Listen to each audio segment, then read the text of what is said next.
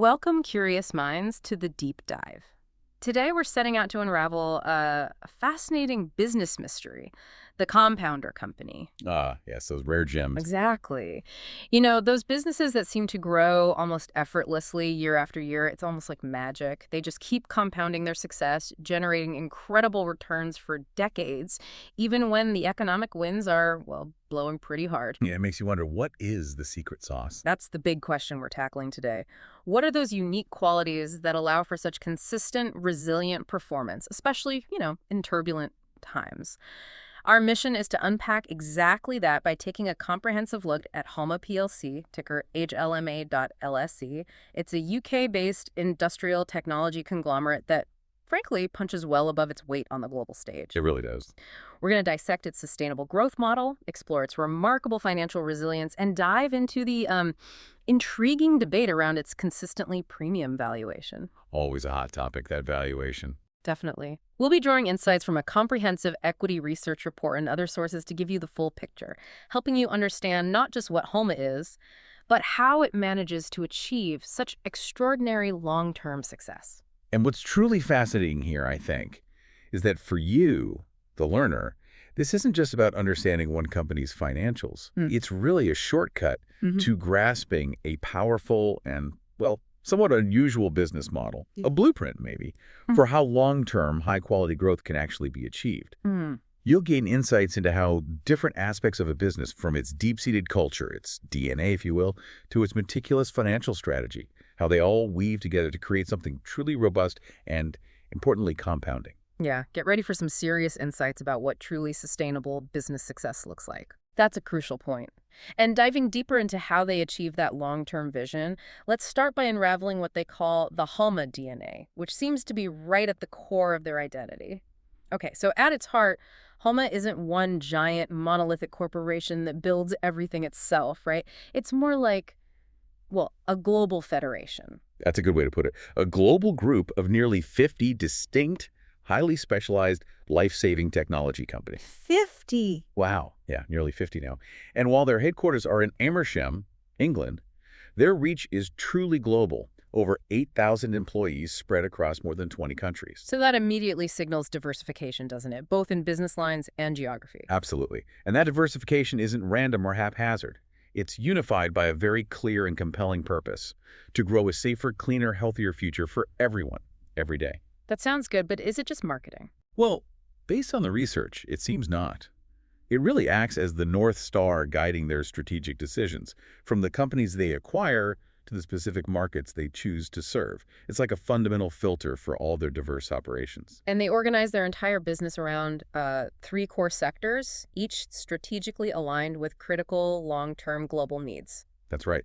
And for their fiscal year 2025, these segments contributed significantly and actually quite proportionately to their overall revenue. Okay, let's break those down. First up, we have the safety sector. This is HLMA's largest, bringing in about 40% of their FY25 revenue. 40%. Okay, what's in there? These are the technologies designed to protect people, assets, and critical infrastructure. So we're talking about essential products like advanced fire and smoke detection systems for commercial buildings, specialized fire suppression equipment for industrial plants. Things you hope you never need, but absolutely have to have. Exactly. Also, vital elevator safety sensors that prevent accidents, and industrial access control systems that ensure the safe operation of complex processes, like robotics, for example.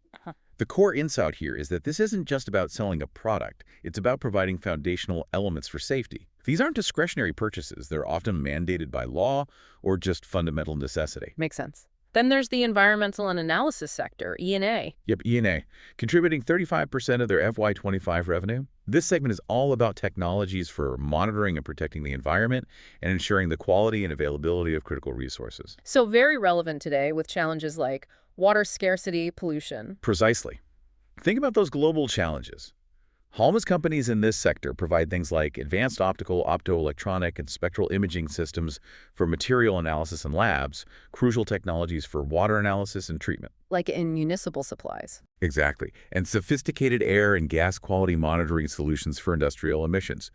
They are literally helping to address some of the most pressing environmental concerns globally, effectively turning regulations and resource scarcity into steady demand drivers. Okay, and the third pillar. And finally, the healthcare sector, which accounts for the remaining 25% of their FY25 revenue.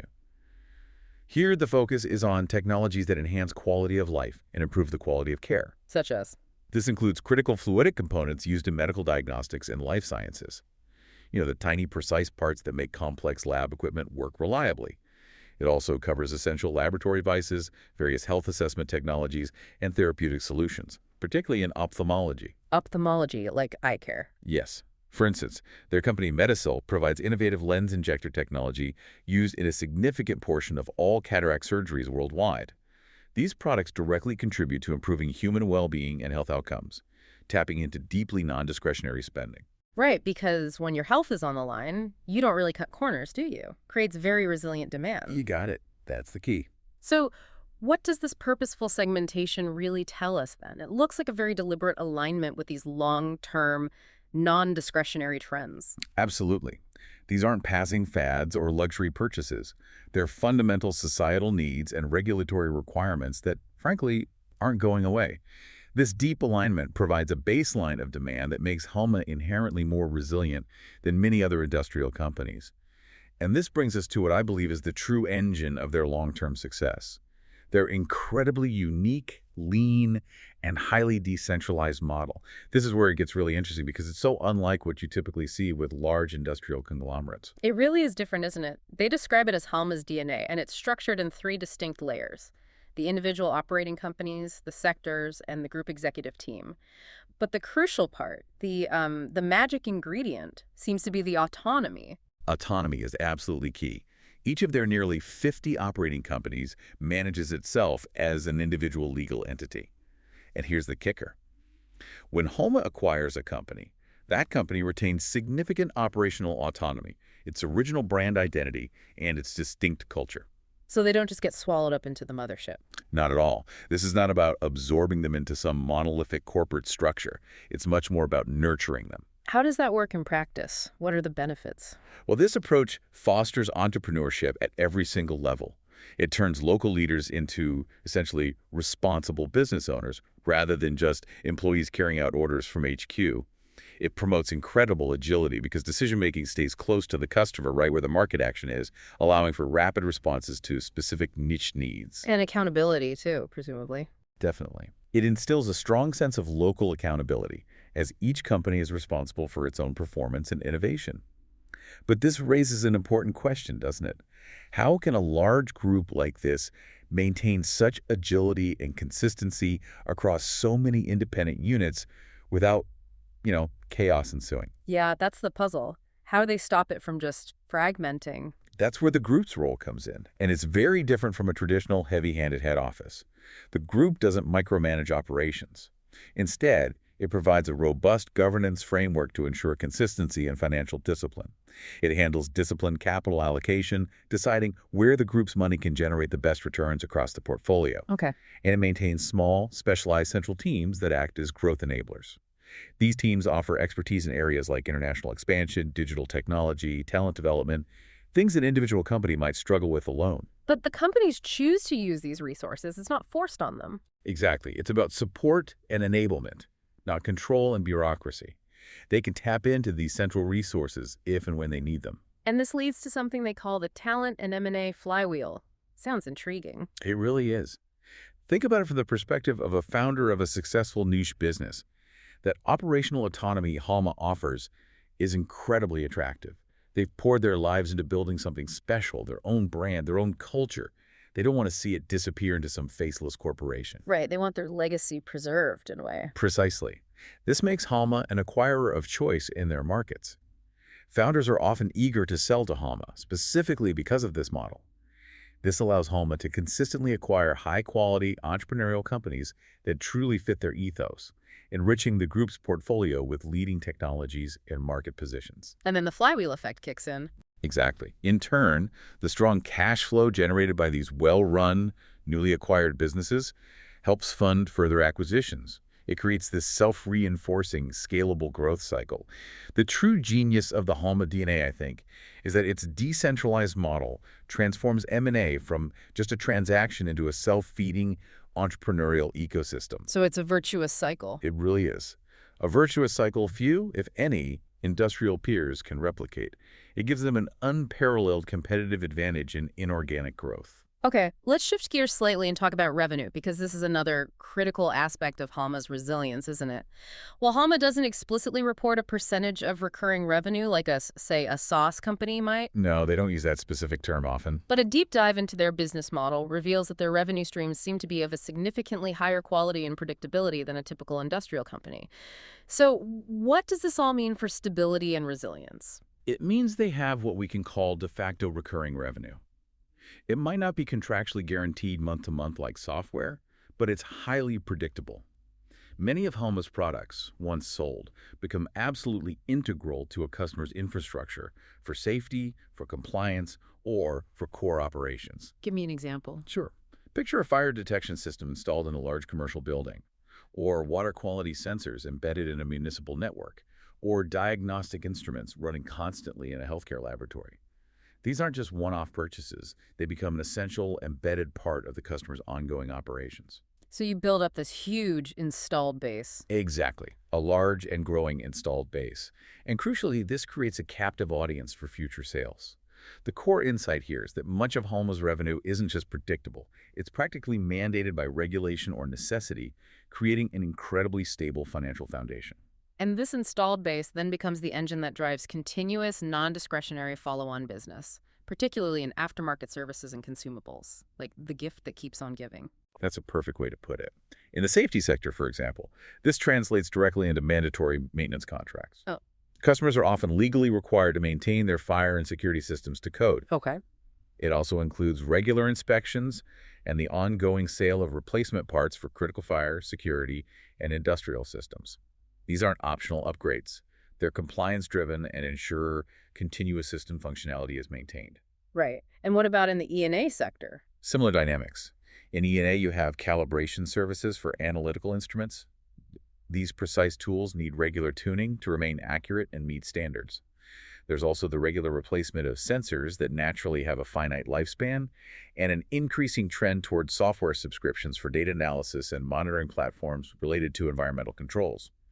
It's a continuous demand driven by the very nature of the technology and the regulations surrounding it. And healthcare sounds like it would be particularly strong here. Absolutely.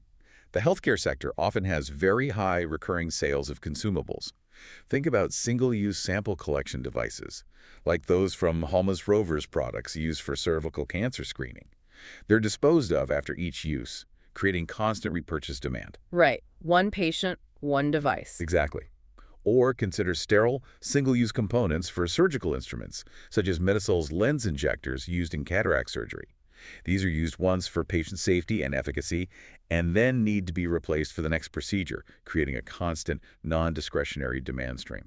So the overall impact of this model is profound then. It leads to incredibly high customer switching costs because these products are mission critical and often integrated deeply into operations. Precisely. If a fire detection system needs replacing, or a critical water sensor stops working, the customer isn't likely to shop around extensively for the absolute cheapest alternative. They need a reliable, certified replacement, and they usually need it fast. They'll likely go back to the original supplier they trust. Creates a powerful incumbency advantage, doesn't it? It really does. And it gives Halma a revenue profile that is significantly more resilient and far less cyclical than what you'd typically see from a traditional capital goods manufacturer. They're not just selling a piece of equipment, they're selling an ongoing solution, compliance, safety, and a steady stream of essential components and services that are deeply embedded in their customers' critical operations. Hashtag 1.4 global footprint and strategic market exposure. And this inherent stability we're talking about is further bolstered by Halma's truly global footprint. Their operations are very well diversified geographically, with major hubs spanning the UK, mainland Europe, the USA, and the Asia-Pacific region. And that geographic spread is critical for resilience, right? If one market softens, they have others to lean on, diversifies the risk. Absolutely critical. It cushions them against regional economic downturns. Their FY25 revenue breakdown really illustrates this diversification quite well. The USA is their largest and fastest growing region, isn't it? Accounting for 46% of revenue, or about $1,039 million. Yes, the U.S. market is huge for them. That growth is largely driven by stringent and consistently enforced regulations in safety and environmental protection over there, creating constant demand for Halma's types of solutions. Okay, then you have mainland Europe at 19%, 431 million, the United Kingdom at 14%, 316 million. And Asia Pacific, also at 14%, 304 million. And they've explicitly identified Asia Pacific as a key strategic growth region, which makes sense given the rapid industrialization and urbanization happening there. And the remaining 7%, 80 million, comes from other regions. That's right. So if we connect the dots here, this geographic spread aligns perfectly with where the demand for safety, health, and environmental solutions is highest or growing fastest globally. Exactly. They are strategically positioned in markets where their mission-critical products are most needed and where regulations are often tightening. It makes their growth drivers truly global and interconnected, not dependent on just one region's economy or regulatory environment. Okay, let's expand on those market needs. Halma operates within the broad environment health and safety market EHS, and it is truly expansive and growing, isn't it? It really is. Market research reports paint a picture of significant opportunity. Estimates for the global EHS market size in 2024 vary quite a bit depending on what's included. You see figures ranging from $8 billion to over $52 billion. That's a huge range. It is. Definitions differ. But what's consistent across these reports is a consensus compound annual growth rate, or CAGR, of somewhere between 7.0% and 9.0% through the next decade. So regardless of the exact size, it's a huge, resilient market, and it's growing at a very healthy pace. That's the key takeaway. Absolutely. Solid long-term growth. And this robust growth is underpinned by several powerful long-term secular trends that, well, aren't going to reverse course anytime soon. First, you have increasing regulatory scrutiny globally. Governments everywhere are constantly implementing stricter laws related to workplace safety, environmental protection, public health, you name it. This creates a baseline demand for compliance companies. Simply must buy the necessary equipment and services to avoid potentially huge penalties. Right. And hand in hand with that is probably a growing public and corporate awareness. Definitely. There's a rising emphasis on sustainability, corporate social responsibility, CSR, and what companies often call zero-incident cultures. Businesses know they need to demonstrate commitment to safety and environmental stewardship, not just for compliance, but for their reputation, their brand image, attracting talent, and employee well-being. It's increasingly seen as a social license to operate. We also see the effects of global industrialization and urbanization. As economies develop, particularly in emerging markets, it drives the need for new infrastructure, new manufacturing facilities, more commercial buildings. All of these require cutting-edge safety and environmental solutions right from day one. And technology itself plays a role. A huge role. Technological advancement is a powerful driver. Think about the adoption of IoT sensors, cloud-based software for monitoring, AI-driven analytics for prediction. It's constantly creating new, more advanced, and more efficient EHS solutions. So this isn't a static market. It's dynamically expanding and evolving all the time. And crucially, this market landscape seems to align perfectly with Halma's strategic geographic exposure that we just talked about. North America, for instance, remains the largest market due to its mature and stringent regulatory frameworks, OSHA, EPA, and so on. Right. Very established enforcement there. Meanwhile, the Asia-Pacific region is forecast to be the fastest growing, driven by that rapid industrialization and increasing regulatory enforcement in countries like China and India. It feels like a perfect match for where Halma is focusing its efforts, ensuring they're positioned to catch those global tailwinds. It's a smart strategic alignment, no doubt about it. And this brings us to a fundamental pillar of Halma's business model, what we could really call its regulatory moat. It's a key source of their competitive advantage, and it stems directly from that non-discretionary nature of demand for so many of its products. Because compliance with safety, health, and environmental laws isn't really an optional expense for Halma's customers, is it? It's often a critical requirement just for their license to operate. Exactly. It's table stakes for many businesses. So if you're a company, not complying can lead to truly severe consequences, right? We're talking substantial fines, civil, sometimes even criminal charges, forced operational shutdowns. And huge reputational damage that can linger for years. Think about the impact of a major environmental violation or a serious workplace accident. The financial costs, the human costs, they're just immense. Which means that investment in certified safety and monitoring equipment becomes a high-priority budget item, one that's far less susceptible to cuts during economic downturns compared to maybe more discretionary capital expenditures. That's precisely it. It's simply non-negotiable for many of their customers. And this regulatory environment acts as both a shield and a propeller for Halma, which is a useful way to think about it. Okay, a shield and a propeller. Explain that. Well, it creates a powerful competitive moat that's the shield by establishing high standards and certification requirements that are incredibly difficult and costly for new entrants to meet. You can't just set up shop tomorrow and start selling, say, a critical fire suppression system without years of rigorous testing, approvals, a proven track record. The barrier is high. Okay, that's the shield. What's the propeller? The propeller aspect is equally important. The continuous evolution and tightening of these regulations globally compel customers to upgrade existing systems or invest in entirely new technologies just to remain compliant. This isn't about choice, it's about necessity. And it fuels Halma's organic growth year after year, providing a built-in demand driver that many other industries simply lack. Regulations keep pushing demand forward. So, beyond just regulation, what else protects Halma's numerous companies from competition? How do they maintain those impressive margins? Okay, let's unpack this. Halma's strategy of focusing on specialized global niche markets means its operating companies are protected by significant, sustainable barriers to entry, making it incredibly difficult for new players to muscle in. They really are well protected. One key foundation is proprietary technology and intellectual property. Halma's companies are generally technology leaders in their respective fields. They possess deep application knowledge, often protected by patents. And they invest heavily in R&D to stay ahead. Consistently. The group invests a high percentage of revenue in R&D, for example, a robust 5.3% of revenue in FY24 alone. This ensures a continuous pipeline of innovation, creating a constantly moving target for would-be competitors. Like that Medicel example you mentioned earlier. Exactly. Medicel's innovative lens injector technology used in so many cataract surgeries worldwide. That's a unique and highly defensible technological position built on years of dedicated R&D in a very specific area. And then there are the regulatory approvals and certifications themselves. You touched on this, but gaining the necessary certifications to sell products into safety-critical or healthcare markets must be a huge barrier. Oh, it's formidable. The process is often lengthy, incredibly complex, and very expensive. It requires extensive testing and documentation to prove reliability and safety. You can't just make a medical device or a critical safety sensor and sell it without jumping through a lot of very specific, very tough regulatory hoops. Can you give another example? Sure. Products from Halma's subsidiary LaserSafe, which makes safety systems for industrial machines like press brakes, hold assist SIL 3, or safety integrity level 3, certification from the International Electrotechnical Commission. SIL 3, what does that mean? It's one of the highest safety ratings available.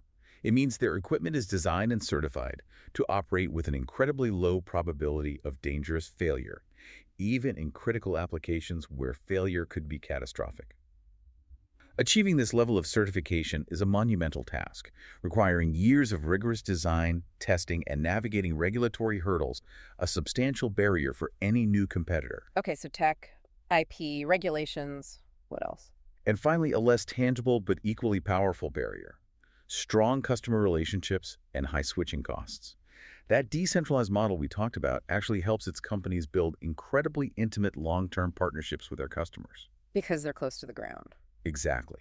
And because the products are often mission-critical, they literally ensure worker safety, prevent environmental disasters, enable accurate medical diagnoses. Customers place an exceptionally high value on reliability, quality, and consistent service over just price. So it creates that incumbency advantage you mentioned. Precisely. Customers are simply reluctant to risk operational disruption, regulatory non-compliance, or potential safety hazards by switching to a new or unproven supplier, even if they might find a slightly cheaper alternative. The cost of failure, or even just the hassle of change, is just too high. And that translates directly into Halma's pricing power and stable demand. Given all these layers of protection, the tech, the regs, the relationships, you might wonder who Halma's direct competitors actually are. And what's fascinating is that there isn't one single direct competitor across its entire diverse portfolio, is there? No, not really. Instead, each of its nearly 50 operating companies competes within its very specific niche against maybe a handful of other specialists or sometimes specialized divisions of larger industrial conglomerates. It's a very fragmented landscape. Can you give some examples? Sure. If we break it down by sector. In the safety sector, for fire detection, Halma's subsidiary Apollo Fire Detectors competes with names you might recognize, like divisions of Johnson Controls, Honeywell, Siemens, but also focus specialists like Gentex Corporation. For gas detection, their Crocon business faces rivals like MSA Safety and Draegerwerk, so it's not a monopoly, but a highly specialized competitive field. Okay. What about E&A? Then in environmental analysis for optical analysis components, Ocean Insight goes up against photonics equipment manufacturers like Thor Labs and Hamamatsu Photonics. And in water analysis, Palantir competes with companies such as In Situ and Lamont, again, often niche players with their own strong technological competencies. On healthcare. And in the healthcare sector, for ophthalmic lenses, Volk Optical's main competitors include specialized surgical instrument makers like Catena and Ocular Instruments. And in blood pressure monitoring technology, Suntech Medical competes with divisions of large medical technology firms like GE Healthcare, Philips, Medtronic, alongside specialists like Omron Healthcare. What's clear across the board is that Halma's companies typically hold strong leadership positions, often number 1 or 2, within their specific, often quite small niches. So if we zoom out and look at it from a group level, who are Halma's most relevant peers? Would it be other diversified industrial technology companies that use a similar acquisition strategy? Yes, exactly. Companies that acquire and manage a portfolio of high-margin niche businesses. In the UK, you might look at Spectris Playok or Renishaw Playok. In the U.S., perhaps Ametek, Inc., and Danaher Corporation come to mind as having somewhat similar models, especially Danaher. But there's a key difference, isn't there? Halma's anti-conglomerate approach. Yes, and this is a crucial insight, I think. While traditional conglomerates often suffer from what analysts call a valuation discount, because they're complex, maybe lack synergies, and centralized bureaucracy can stifle innovation. Halma seems to avoid this. No. It acts primarily as a disciplined capital allocator and strategic guide for its portfolio of agile, independent specialists. It doesn't impose a heavy central structure. This allows to capture the significant benefits of diversification, like financial resilience across different markets, and pooled resources for things like M&A without losing the entrepreneurial culture and intense customer focus that are absolutely essential for success in its niche markets. So it's getting the best of both worlds in a way. It's a very clever way to build a large, resilient, and continuously compounding business that avoids the common pitfalls of traditional, often lumbering conglomerates. Okay, let's turn to the numbers now, because Halma's financial performance over the past few years, specifically looking at fiscal year 2022 through to 2025, truly demonstrates the resilience and, well, the power of its sustainable growth model. The numbers really do tell a story. They've delivered consistent growth in revenue and profits, maintained those structurally high margins we talked about, generated strong cash flows, all while navigating a really challenging macroeconomic environment, right? Supply chain chaos, inflation, currency swings. It's been a masterclass in financial execution through turbulence. It's an impressive picture overall. Halma has shown this consistent ability to grow its top line. They surpassed $2 billion in revenue for the first time in FY24, which is a big milestone, and then reached an impressive $2.25 billion in FY25. Can you walk us through that trajectory? Sure. In FY22, they were at $1,525.3 million, which was up 16% year-on-year. In FY23, they reached $1,852.8 million, a significant 21% increase.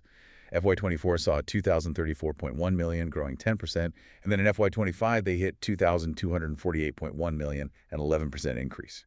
That's just steady, strong performance year in and year out, despite all the global headwinds. And this growth isn't just happening by chance or purely from acquisitions, is it? It's achieved through a very balanced combination of organic initiatives and those strategic bolt-on acquisitions. Exactly. Their organic constant currency growth, OCCY, which strips out the effects of acquisitions and currency movements to show the underlying business pulse, has been robust. It stood at a solid 10% in FY23, 8% in FY24, and 9% in FY25. So high single-digit organic growth consistently, that's strong for an industrial tech company. Very strong. And then acquisitions have consistently supplemented this, contributing 5.0% to revenue growth in FY24 and 3.1% in FY25. It's that powerful 1-2 punch, ensuring diversified growth drivers. And the performance has been pretty broad-based across their segments, too. That's usually a good sign of health, right? Not relying on just one division. Absolutely. In FY24, for example, they saw strong growth in the safety and E&A sectors, which more than compensated for a temporary dip in the healthcare sector that year. This trend continued into FY25 with really strong performances from safety up 9.0% and E&A, which saw exceptional growth of 18.0%, benefiting particularly from their photonics businesses. And healthcare recovered. Yes. The healthcare sector also returned to modest growth, up 3.2% in FY25, following a substantial improvement in the second half of the year as some of the diagnostic markets normalized post-pandemic. This broad-based strength is a hallmark of their diversification, meaning they aren't overly reliant on any single market or product cycle. Okay, beyond just revenue growth, a true hallmark of Halma's financial profile is its ability to generate not just growth, but highly profitable growth. This is where it gets really compelling and I think truly separates them from the pack. Agreed.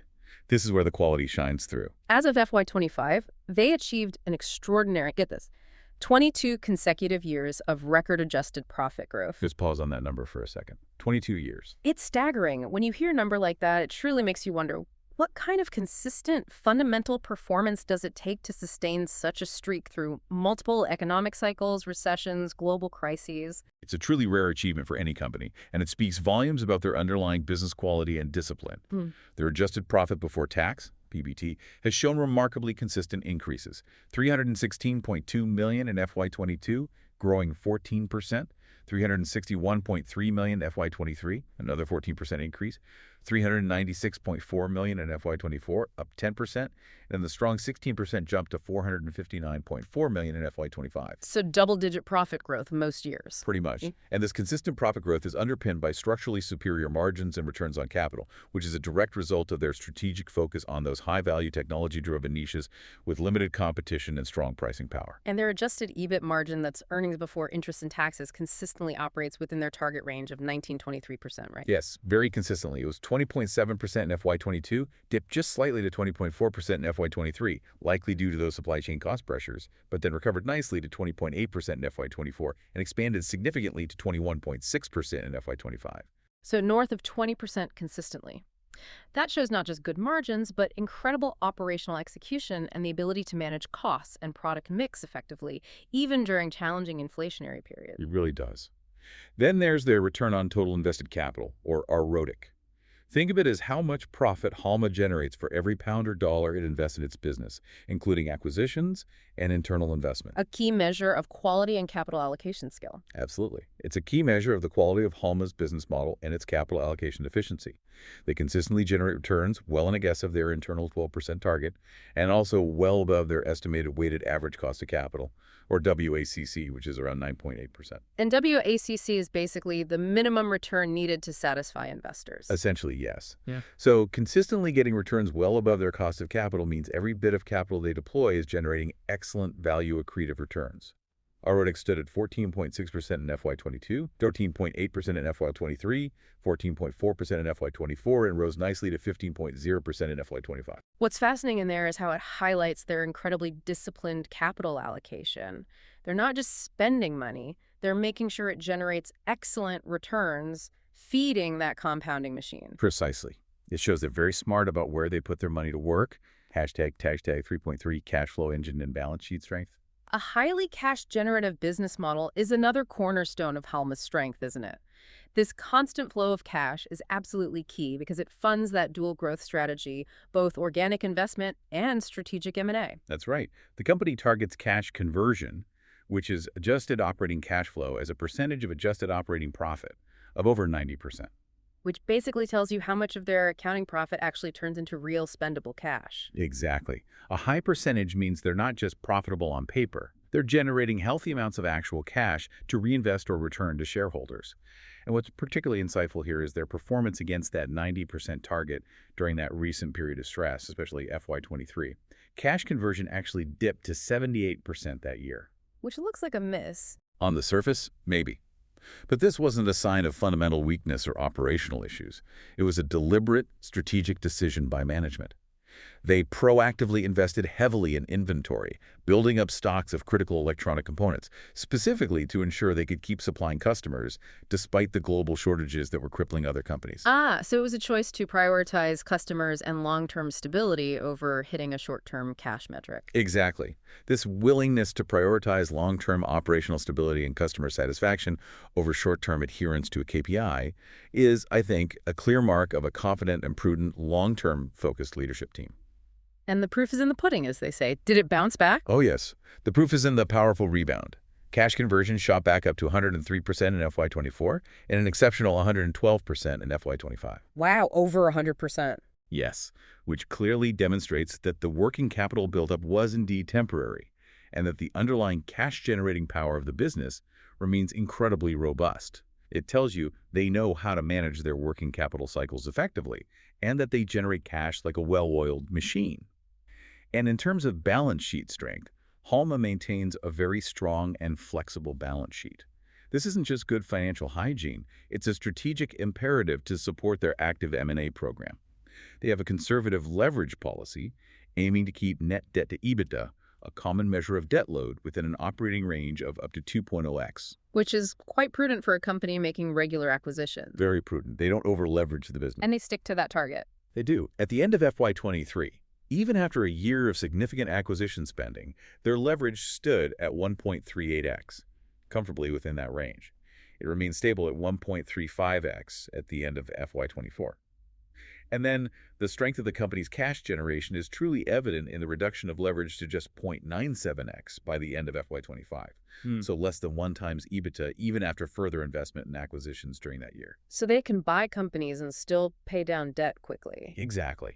This strong deleveraging capacity means Halma's balance sheet is like a war chest. It provides them with substantial financial firepower and flexibility to continue executing its M&A strategy without ever straining its financial position or resorting to excessive borrowing. It's a very healthy, very strategic financial picture.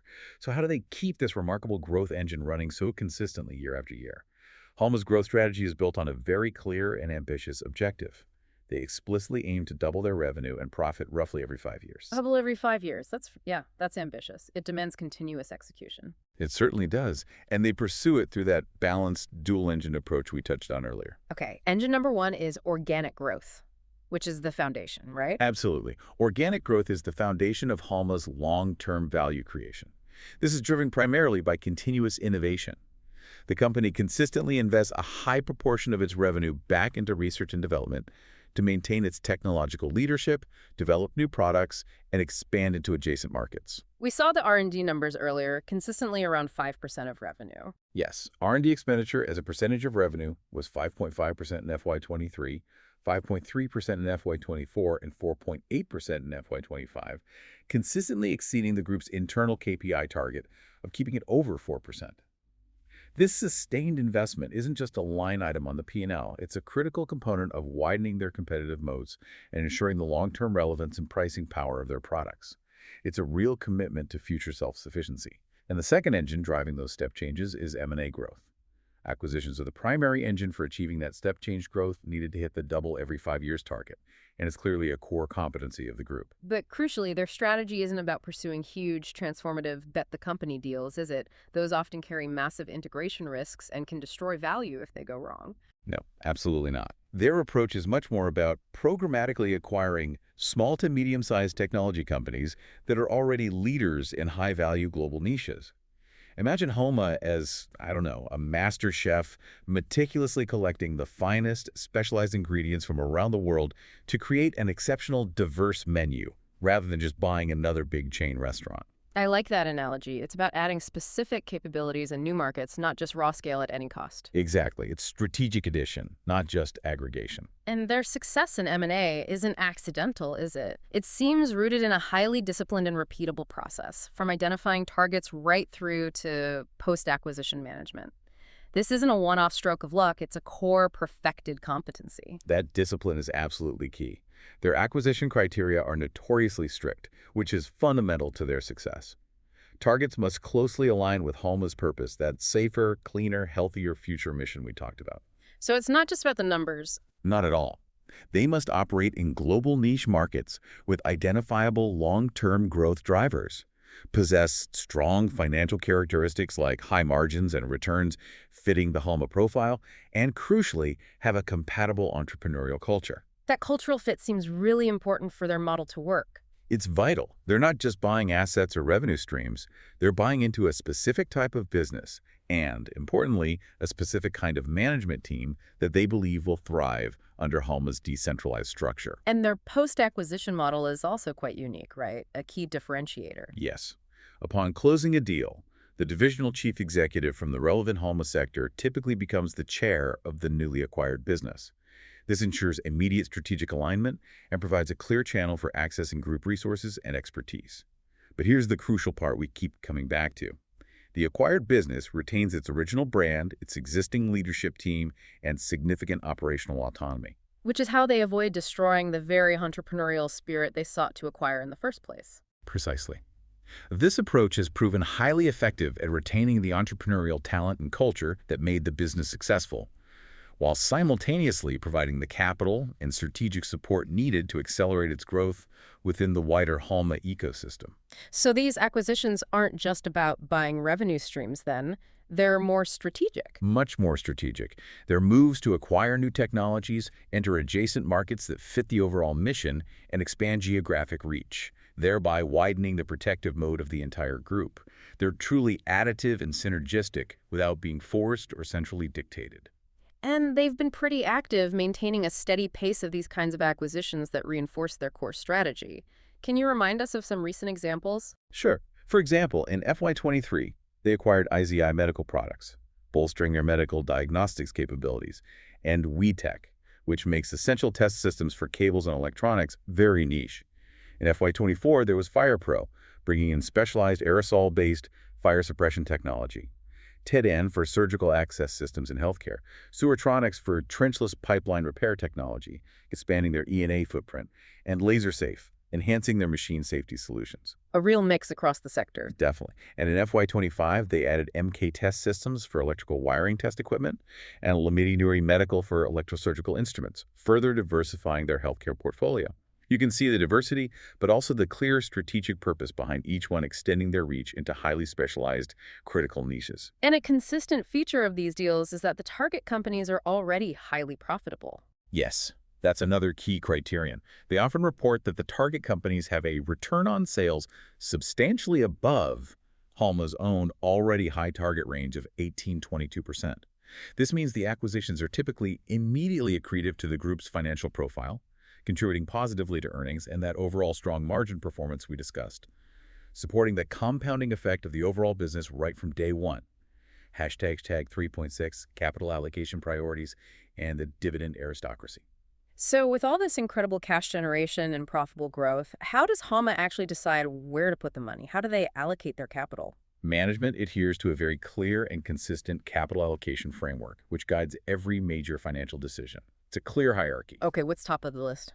The first call on capital is always to fund organic growth opportunities, primarily through that consistent investment in research and development and necessary capital expenditures to support growth and efficiency.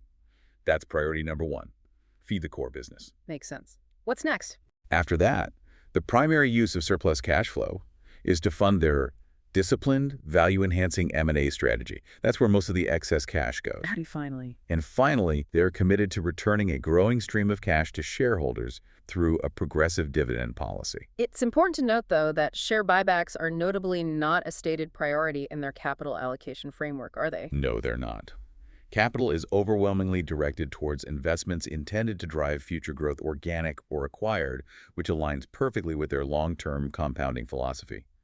They prefer to reinvest in the business or buy new businesses rather than just buy back stock. But perhaps the most powerful signal of their long-term sustainability and the disciplined nature of their management is that exceptional dividend track record. As of FY25, Halma has achieved an extraordinary 46 consecutive years of dividend growth of 5% or more. 46 years. It bears repeating. That's just astounding. It really is, especially when you consider that streak includes multiple recessions, market crashes, global events like the financial crisis, the dot-com bust, the pandemic. What kind of consistent underlying business performance does it take to sustain such a streak through almost half a century? It takes incredible discipline, foresight, and a truly robust, resilient underlying business model. There's no faking that kind of record. And the dividend per share has consistently grown by 7% annually in each of the last 4 fiscal years, from FY22 to FY25. Yes, reflecting the board's unwavering confidence in the group's future prospects and earnings power.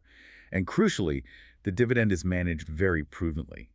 They maintain a conservative payout ratio, meaning they only pay out a relatively modest portion of their earnings as dividends, ensuring it is well covered by earnings and doesn't compromise the company's ability to reinvest for future growth. So the dividend growth doesn't starve the business of capital. Not at all.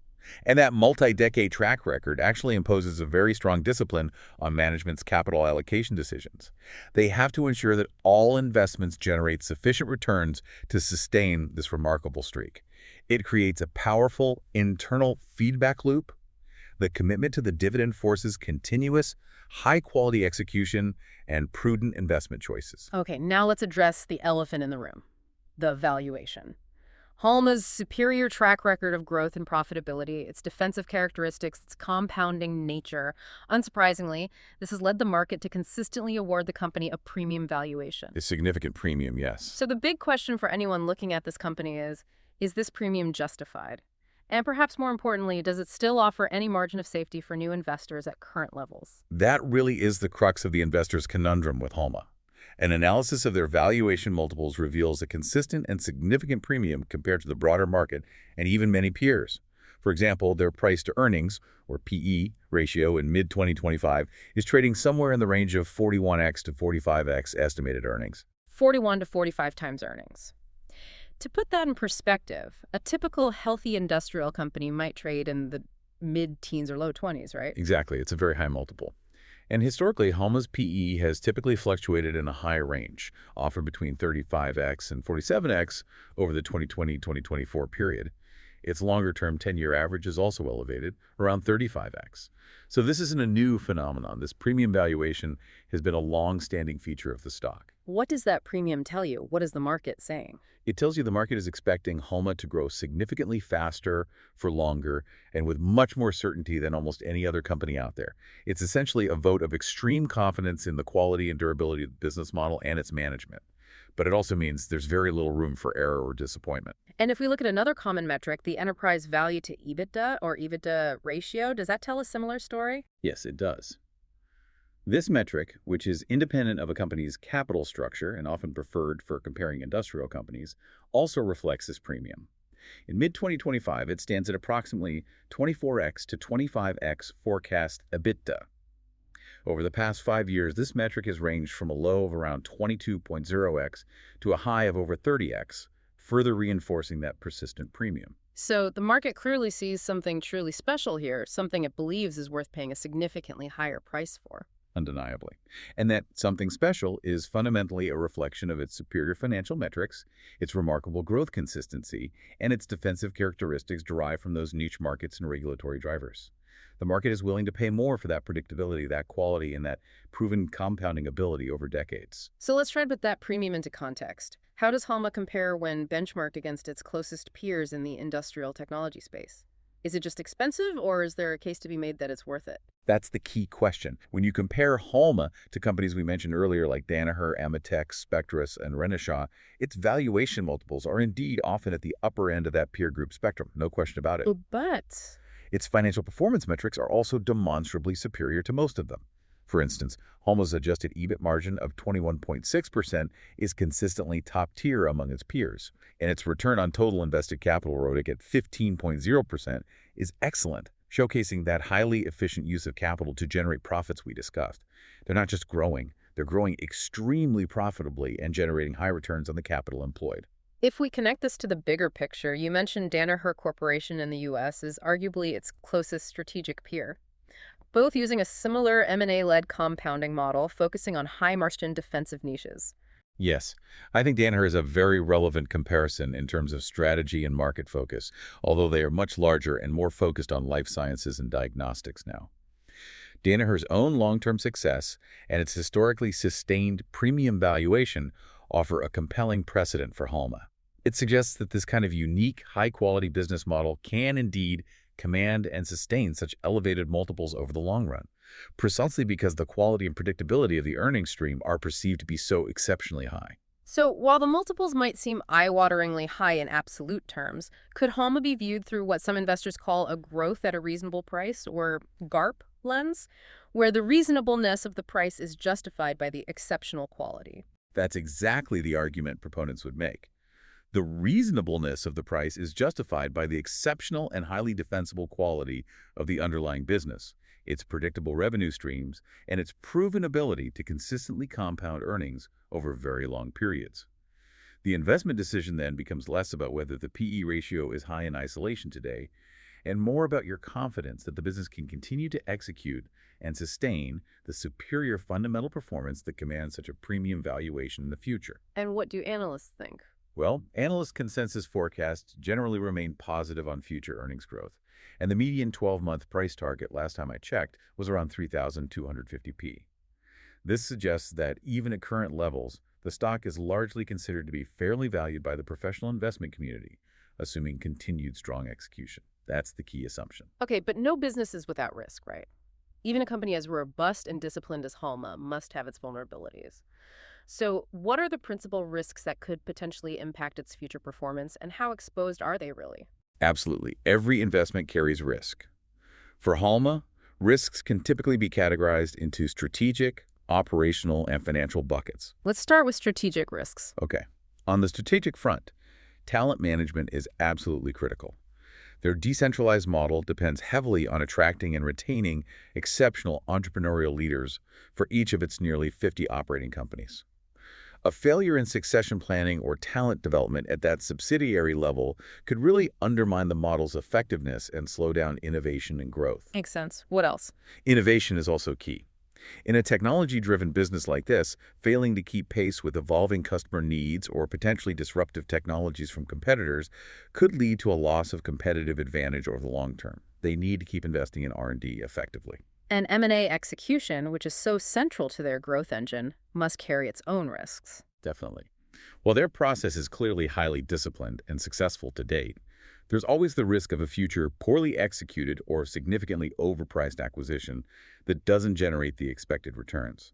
Or perhaps just a slowdown in their ability to find suitable, high-quality targets at reasonable prices in an increasingly competitive M&A landscape. Any of these factors could significantly impact future growth and returns. And, of course, as a truly global business, they're always exposed to broader economic and geopolitical uncertainty, recessions, trade wars, political instability. Though, as we've discussed, this risk is significantly mitigated by the sheer diversity of their portfolio across different sectors and geographies. Okay, what about operational risks? Day-to-day stuff. From an operational perspective, cybersecurity is flagged as a very high inherent risk, particularly given their increasing digitalization and reliance on interconnected systems across the group. A significant cyber attack could lead to business interruption, data loss, and severe reputational damage. A risk for almost every company today. Absolutely.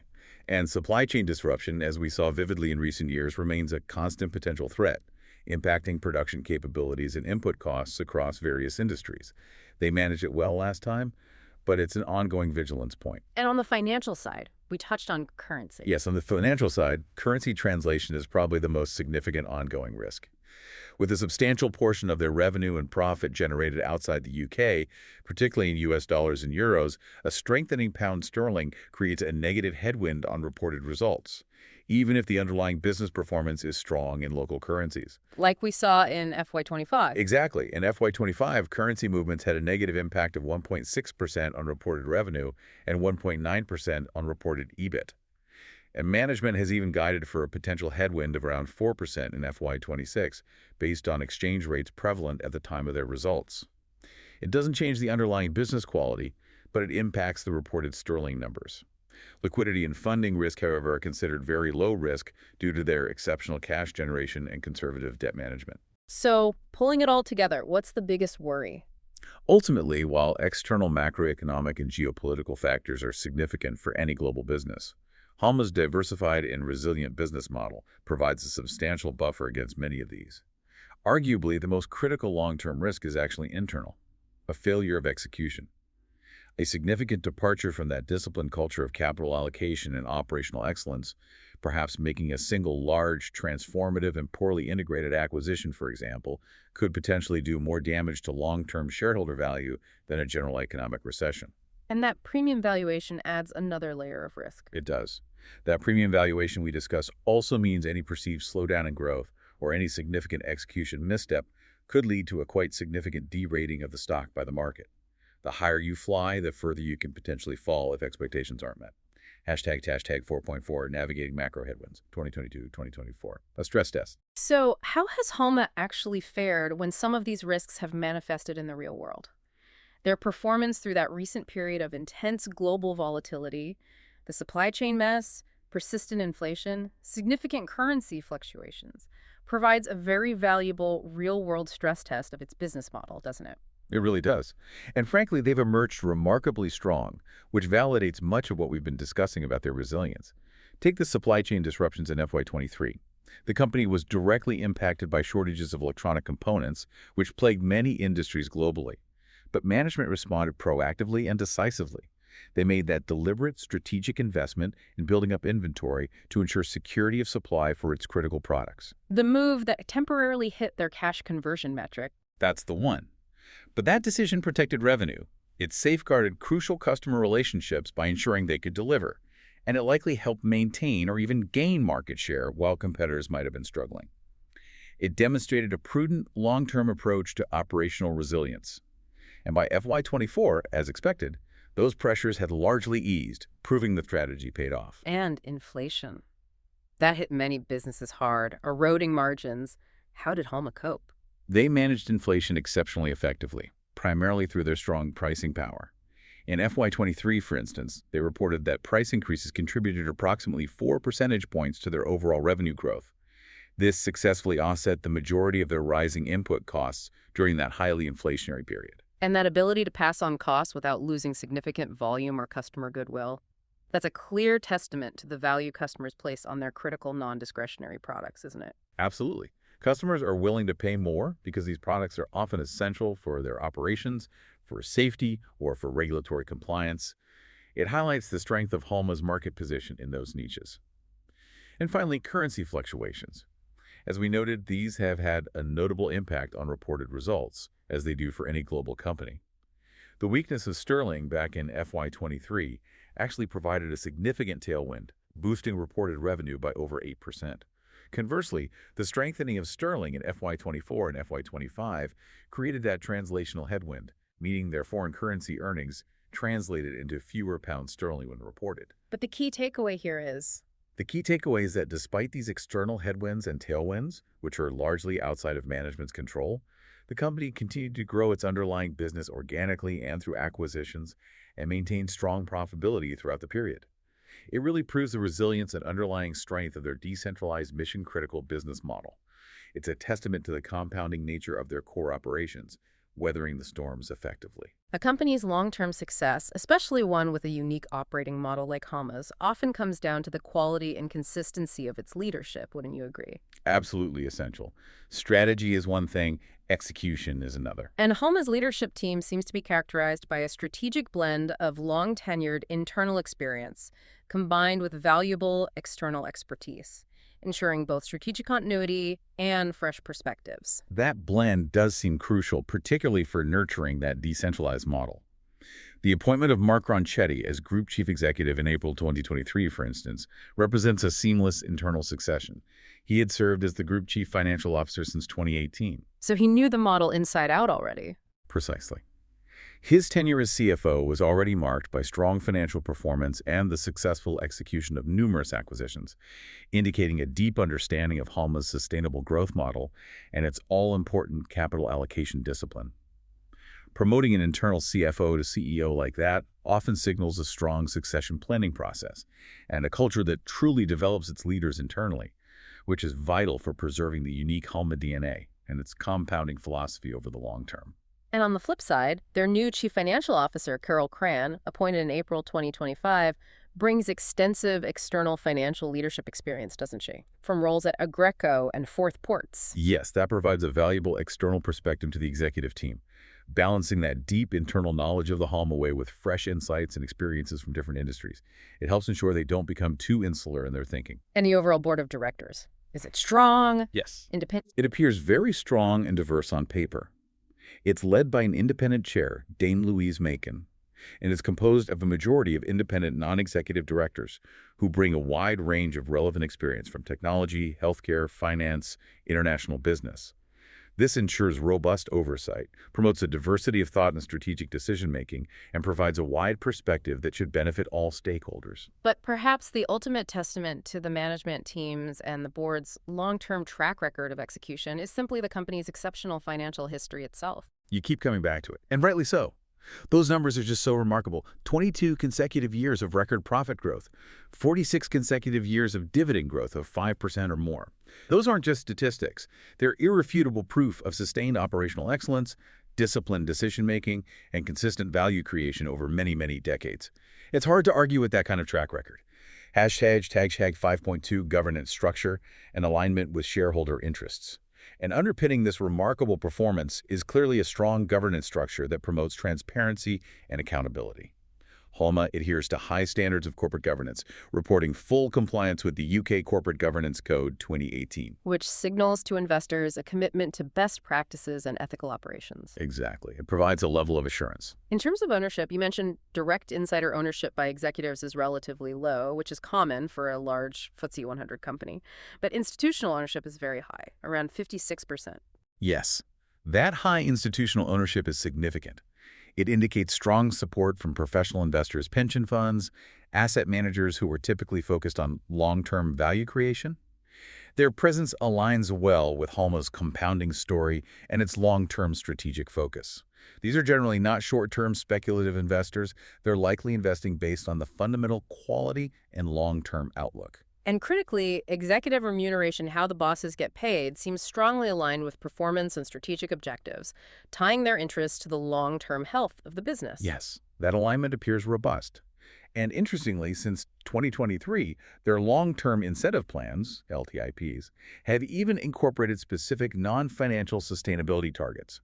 These include progress on carbon emissions reduction and improving gender balance on the boards of their operating companies, sitting alongside the traditional financial metrics like profit growth and returns on capital. So it's not just about the bottom line anymore. It ensures that management is incentivized to deliver sustainable, long-term growth for all stakeholders, shareholders, employees, the environment, the communities they operate in, not just chasing short-term financial gains. It reflects a more holistic approach to value creation that really reinforces their stated purpose and long-term vision. Hashtag outro. So as we wrap up this deep dive, it's pretty clear that Halma PLC truly stands out as a best-in-class example of an industrial compounder. It offers a rare and, frankly, incredibly compelling combination of defensive characteristics and sustainable long-term growth that very few companies seem able to match consistently. Absolutely. The most compelling elements really boil down to a few key factors that make it so unique, I think. First, it's just an unquestionable high-quality business built on a robust portfolio of market-leading niche technology companies. Their products are often legally mandated or mission-critical to customers. Yeah, I'd argue with that. Second, it possesses that proven and repeatable sustainable growth model with the unique decentralized Halma DNA that has delivered those incredible compounding returns for decades now. And third, it has that strategic exposure to defensive end markets driven by powerful, long-term structural trends. Things like increasing safety, health, and environmental regulation, urbanization, technological advancement, none of which seem likely to reverse course. Right. Fourth, there's that truly outstanding track record of disciplined capital allocation and shareholder value creation, highlighted most visibly by its, frankly, astonishing 46-year dividend growth streak. 46 years. Still amazing. And finally, underpinning it all is a strong, flexible balance sheet that consistently provides the financial firepower for continued growth through its programmatic M&A strategy without taking undue risks. However, we always have to acknowledge the counterpoints, the potential downsides. There are factors that might make Halma a potentially unattractive investment opportunity, particularly at certain valuation levels. Definitely. Namely, that persistently premium valuation. It's often at the high end of its historical range in its peer group, offering potentially little margin of safety if growth were to unexpectedly slow down for any reason. There's also the inherent exposure to foreign currency fluctuations, which can, at times, create headwinds for reported earnings, even if the underlying business is performing perfectly well in local currencies. We saw that recently. Yep, it's a factor for any global business reporting in sterling. And then there's the ever-present risk that its highly successful M&A engine, while proven and disciplined, could potentially slow down due to a lack of suitable, high-quality targets at sensible prices, or, however unlikely based on history, that a future acquisition could be poorly executed and integrated. That would be a significant departure from their excellent track record, but it's always a possibility. So the investment decision here really hinges on your comfort level with paying that premium valuation, doesn't it? And your confidence in Mark Ronchetti and his team to continue executing this proven strategy with the same discipline and success that has defined Halma for the past half-century. Exactly. It's fundamentally a belief in the continuation of exceptional quality, exceptional execution, and the durability of those niche market positions and growth drivers. You're paying up for perceived certainty and quality. Indeed. So after this deep dive into Halma's unique approach, what does it mean for your understanding listeners of how true long-term business success is built and sustained? It's a powerful lesson, I think, in the quiet power of quality, discipline, strategic focus, and nurturing an entrepreneurial spirit even within a large organization, and how all these elements can weave together to create a truly compounding enterprise year after year, decade after decade, something to really mull over.